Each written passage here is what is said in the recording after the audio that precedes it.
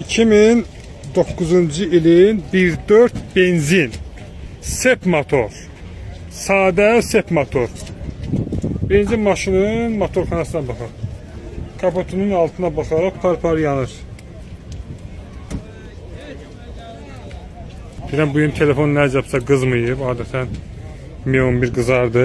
Keçərdim iPhone-dan çəkilişə. Hələ ki Mi 11'imiz qızmayıb dostlar. Bu deməkdir ki artıq havalar sərinlənir. Yayda 15 dəqiqə çəkilişə, 4K çəkilişinə qızırdı, yarıda qalırdı. Salonuna baxırıq 5 1.4 benzin, bir daha təkrar edirəm.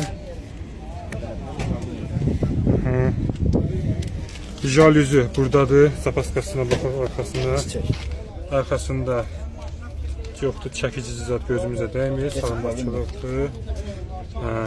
İnşallah neçəyə deyirsiniz, qiymət neçəyə? İnşallah qiyməti 18 verim aşağı. 45 mindir, dəyərli izləyicilər, dəyərli dostlar. Sireniyalar səliqəlidir, cırıq, sökük, çirk, milk, zibil yoxdur, tərtəmiz. Sireniyalar, sirenikləri.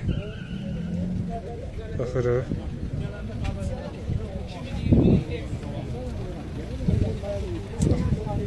Telefon nömrəsi qeyd eləyərdiniz alıcılar.